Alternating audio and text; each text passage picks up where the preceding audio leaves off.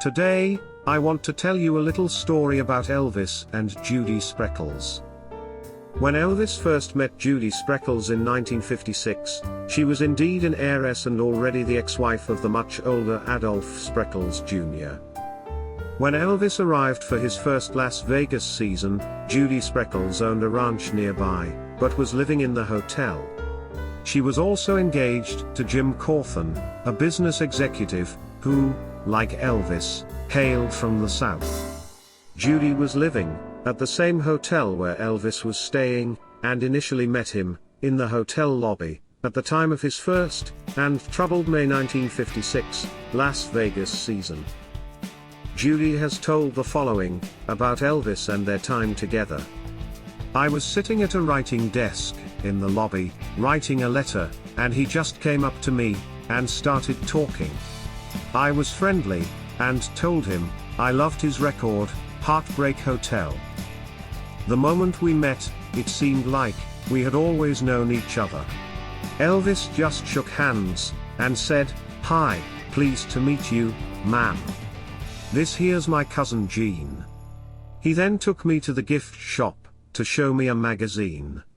Elvis said, "This magazine says I'm a hillbilly. I'm not, am I?" To which I replied, "No, you're a singer." And after that, I was with him and the guys all the time. There wasn't a big crowd then, just a few guys. Elvis loved the fact that I had a light blue Cadillac, and he bought the same car for his mother in pink. Elvis and Judy hit the amusement parks in Las Vegas, rode horses in California, and also hung out at Graceland, which Elvis would buy in March 1957. At Graceland, we stayed up all night listening to Elvis singing and playing the piano. He liked to sing hymns. I didn't know any hymns, but I do now. He introduced me to Amazing Grace. Elvis has a personal nickname for me, it's Sugar. Of course, when there are strangers around, he always calls me Mrs. Spreckels. He's ever so proper. It's hard to say what someone else is really like, so I can only say what Elvis is like to me. Elvis and I are friends, we are good friends. We have fun when we're together, and we understand each other, even though our backgrounds are as different as those of any two young people in the United States today could be. When people ask Elvis about me, he says, "She's my #1 fan.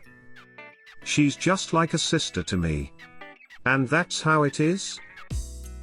I don't have a brother, and Elvis is an only child. If I did have a brother, I'd want him to be just like Elvis, handsome, talented, well-mannered and fun. Not the least bit conceited. I've followed Elvis' career when almost no one else had ever heard of him.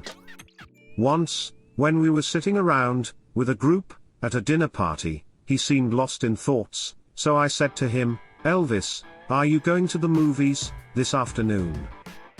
He looked up quickly and asked, "What's the matter?" "Nothing," I said. "There must be something," he replied. "You called me Elvis. My nickname for him is El, and that's what I usually call him." I assured him that I only called him Elvis to attract his attention away from his daydreaming. But I could tell that he was hurt. He wants everyone, young and old, to like him. He is extremely sensitive. He's nervous when he comes off the stage, more nervous than when he goes on, because he wants so much for people to like him. If they don't absolutely tear down the house, he feels like maybe he wasn't a success. That's why it was a difficult time for Elvis, his first days in Las Vegas.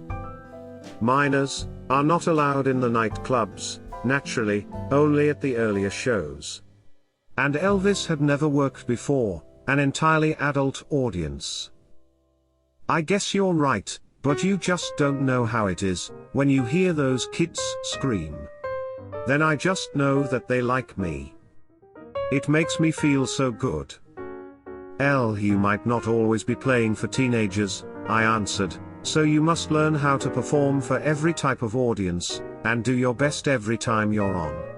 I don't want to give the idea in any of this, that I was giving him advice he couldn't get anywhere else. It's just that we were friends. And I'm familiar to an extent with show business. Every afternoon during his stay in Las Vegas, he'd say to me, "Are you going to be at Ringside tonight?" And I'd say, "Sure." And he'd answer, "Well, you be sure because it makes me feel good when I see you sitting down there." I said, "Elvis, you know I'll always be there, because I'm your #1 fan." But it wasn't until we'd been in Vegas nearly a week that he said, "You know, I guess they do like me, but it still bothers me that they don't show it so much." Every afternoon he'd still say, "Be sure you sit down there, so I can see you." In June 1956, the LA Mirror News printed the story that Elvis and Judy Spreckels were objects of romantic gossip, with photos showing Judy getting close to Elvis during the Milton Berle TV show rehearsals. Despite them always denying any romantic relationship, Colonel Parker would have it no other way. By then they were both wearing rings, given to each other. Judy's ring featured EP initials in diamonds, while Elvis' gold ring was set with black stones, as still remembered by Elvis years later in 1974. Judy Spreckels attended his mother's funeral, spent time with him in Hollywood and at Graceland, as well as being there for Elvis Army induction in March 1958. Gene Smith wrote in his book Elvis's Man Friday, "Judy became one of the most supportive friends Elvis and I had during this period." Judith Powell was born on December 9, 1931, in New York. At the age of 22, on January 30, 1954, she married Adolph Spreckels II, heir to the Spreckels Sugar Company, who was 20 years her senior. It was her first marriage and his marriage number 6. Just a few weeks before the wedding, he had been sentenced to 30 days in jail for assaulting his ex-wife number 5, actress Kay Williams. The marriage with Judy was also short-lived and conflict-ridden. 6 weeks after the wedding, she showed her broken arm to reporters, and said that her husband had broken it. He denied this through his lawyer, and the couple divorced shortly thereafter. This story comes from the book Las Vegas 56, and it is written by Eric Lawrenson. My story is told in collaboration with him. The book can be ordered from your normal Elvis dealer or on the website. Find the link to the website at the bottom of this video. I have more stories coming up about Elvis, so remember to subscribe and ask for notification when they come. Thanks for watching, and please give my video a like. I really appreciate that, thank you.